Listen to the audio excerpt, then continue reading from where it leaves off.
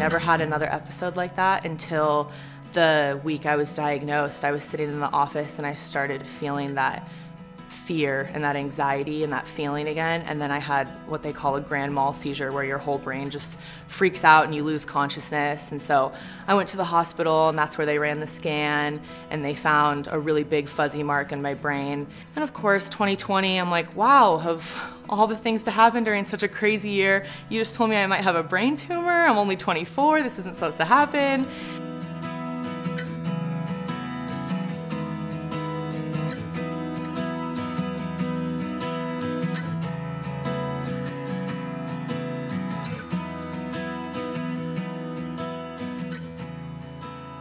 So when counseling Sabrina, about the overall plan and the overall strategy for how we were going to attack this tumor in her brain, I was very confident in telling her that I was able to offer her not only the most cutting-edge surgery and technology that's available in the region, but also a cancer treatment that's as unique as both she and her tumor are.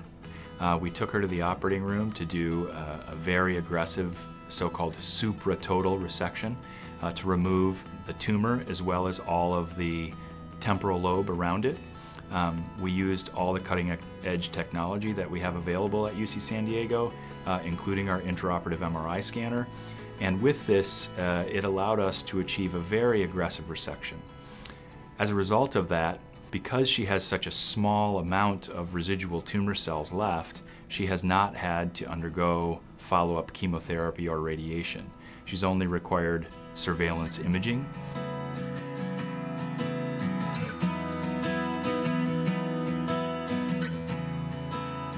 Of course, the independence was a big one, but for a living, my boyfriend and I are on social media.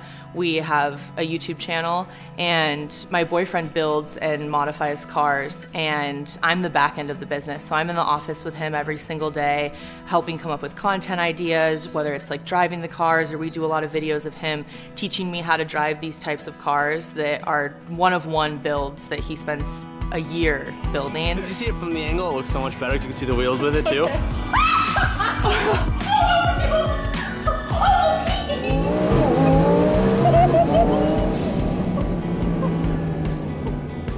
And to have all of that stripped away, like I wasn't in the office every day, I was at home recovering from surgery. I wasn't able to drive the cars, I wasn't able to have my freedom.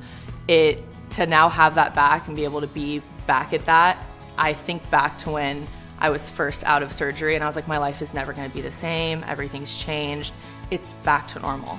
And I never thought it would be back to normal.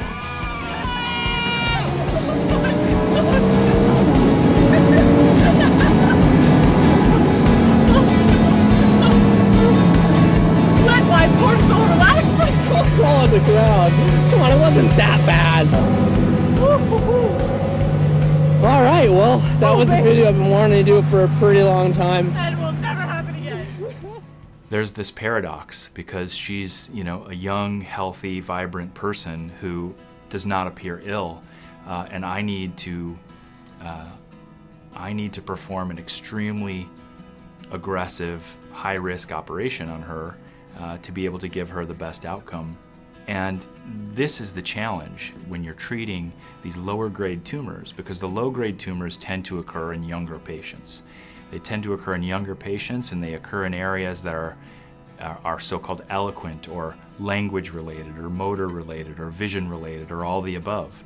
And so the key really is that you have to do a very aggressive operation in a young, otherwise healthy patient and not hurt them. Because if you can do that, you can then begin to convert this disease into a chronic problem for them.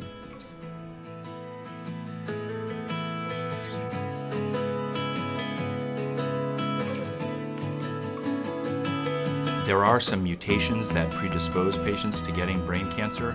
There are some genetic syndromes that predispose patients to getting brain cancer, but far and away, the majority of brain tumors arise de novo or spontaneously within your cells, likely due to the interaction of environmental factors and genetic factors in one's own body.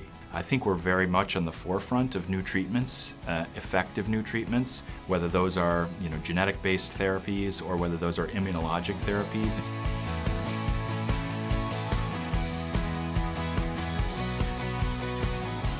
That's what we do on our social media, is push the message of, just even on our clothing brand, it's like based off of keep moving forward. Through whatever life throws at you, you can keep going. I was able to now carry on the message that normally it's my boyfriend in the videos pushing that keep moving forward, and I'm kind of in the background. It became me. Like, you guys can get through anything.